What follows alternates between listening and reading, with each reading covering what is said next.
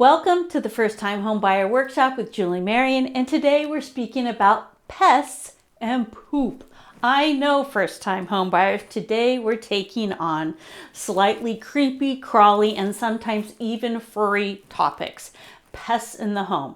Now you might think this is a ridiculous topic, but you wouldn't think it if you were handed a bill for $88,000 to replace structural beams of a 2,000 square foot house.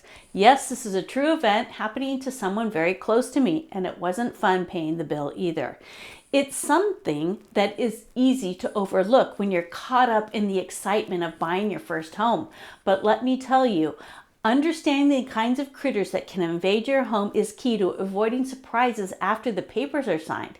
Here, we are all about empowering first-time home buyers with knowledge you need to make informed decisions because, as you know, there are 5 professions involved in your home buying journey, from bankers to inspectors, brokers, attorneys, appraisers, each of them with their own industry standards, certifications, and knowledge you will need to absorb. And guess what? You've got to make sense of all of this in a very short time frame.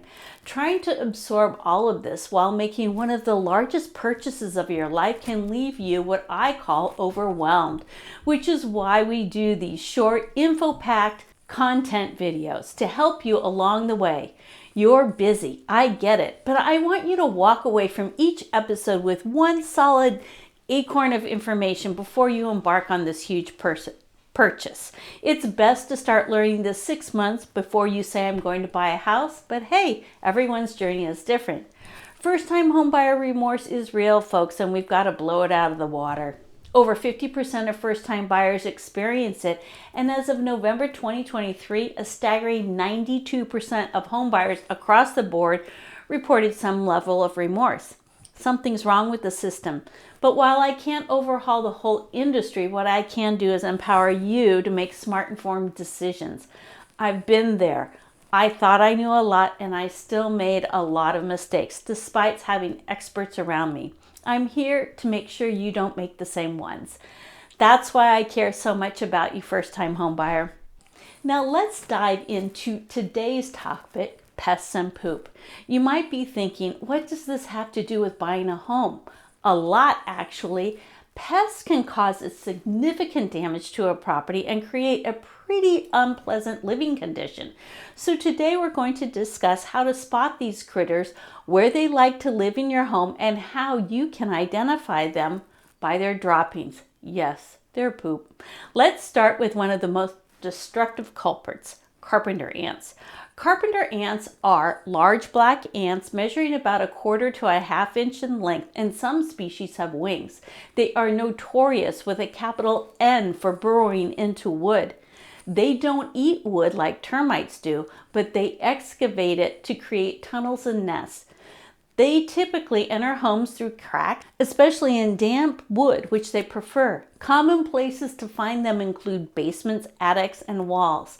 Identifying carpenter ant poop, their droppings are called frass and look like fine sawdust or wood shavings.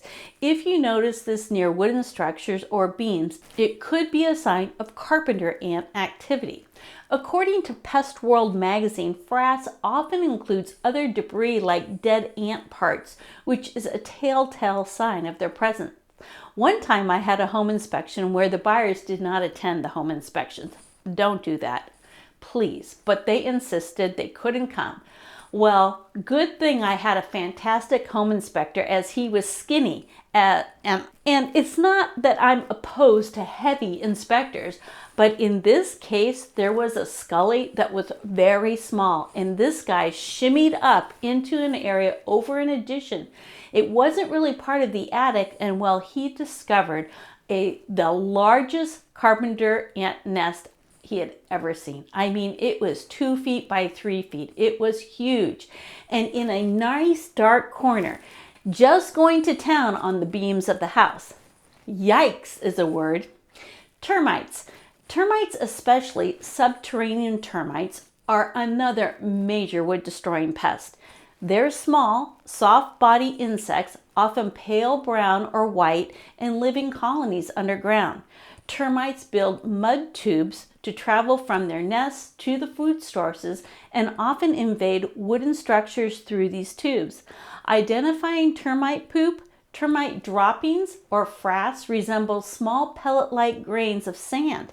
If you see these tiny pellets near windowsills or wooden floors, it's time to investigate further. The Journal of Entomology notes that termite fecal pellets are typically hexagonal, which helps differentiate them from other wood-boring insects. But honestly, I've never seen so many termite frasses that you can't see the poo is hexagonal. I had termites in my first house, and because we lived in a sandy area, I thought the frass was just sand, not termites. So those little boogers are sneaky little devils. Bats. While bats might seem harmless, if they find their way into your house or your attic or walls, they can be a problem. Bats are found often roosting in the dark, such as attics and chimneys and eaves. What they look like. Bats vary in size, but common house bats have small furry bodies with wingspans ranging from 8 to 15 inches. And they are actually really great for eating mosquitoes. It's just you don't want them in the house. Identifying bat poop. Bat droppings, or guano, are small, dark, and crumbly. Crumbly is the key, as it crumbles into a powdery substance when touched. Another feature is that it can be distinguished by its shiny appearance due to undigested insect exoskeletons. Accumulation of bat guano can lead to unpleasant odors and health issues because you'll often find guano in piles beneath roosting areas. According to the American Bat Conservation Society, bat guano can also grow fungus that can cause respiratory problems in humans. Bees. What they look like. Honeybees are fuzzy golden brown and about 1/2 inch long, while bumblebees are rounder and larger with black and yellow markings. Honeybees are generally beneficial, but can become a problem if they build hives within walls. Though not as commonly noticed, bee poop appears as small yellow droplets often found around windows and walls. The spots can resemble a light splatter of mustard. I've never really noticed this, and well, I'm a pretty detailed person, and I have a big garden too with lots of flowers, but I just haven't noticed it. Wasps. What they look like. Wasps are sleek with yellow and black stripes. They can be about 1/2 inch to 1 inch long depending upon the species. Where they live, our wasps tend to nest in attics, under roofs, around window frames, and some build their nests in the ground, and they can also build their nests in bushes and attics and garages and the underside of eaves of a house. If you see a gray papery oblong nest hanging from a bush or an eave, it's probably a wasp's nest. Wasps typically leave behind less noticeable waste, but their nests are a bigger concern. If you live in a snowy, wintry weather place, wasps are served in an eviction notice about when the first frost hits.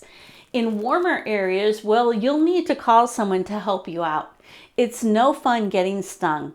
One time my husband stepped on a wasp nest that was in the ground and they were chasing him. Yes, it was like a cartoon, and he gets into the garage going crazy because they were stinging him all over. And of course I started laughing. I'm not really mean, but he couldn't get his pants off because his boots were on. And then sure enough, they started coming after me, which of course I didn't like at all. Well, we just laugh about it now, but if you are allergic, yikes, call a professional. Mice. Mice and rats are some of the most common household pests. What they look like is that mice are small animals with 4 legs and usually long tails, or they're gray, measuring about 2 to 4 inches in body length. Where they live is mice seek out dark, sheltered places like kitchen cabinets, basements, or attics, and they come out at night for their nighttime snack in the kitchen or pantry. And how you can identify them by their poop is that mouse droppings are tiny, dark, and rod-shaped, resembling small grains of rice. You'll often find them in kitchen cabinets, drawers, or along walls. It's really gross to think that a mouse has been scurrying all over your utensils, so being able to identify them via their poop is really handy. Now I want you to know too, I have these creatures and their poop and some examples of the damage they have done in a PDF, so just follow the link in the show notes and you can download the information. But don't leave yet, because let's talk about rats, what they look like. Rats are larger than mice, measuring up to 9 inches in body length with long tails and coarse brown or black fur. They typically live in basements, crawl spaces, or behind walls, often close to food sources. And how you identify them by their poop is that rat droppings are larger, about the size of raisins, and dark brown. They are often found near food or garbage. Squirrels. Squirrels might seem cute, running around the park, eating acorns in the fall, but when they get into your attic, they can cause a major damage by chewing on wires and insulation. And when they chew on the wires, this can cause an electrical fire. By the way, mice do this too.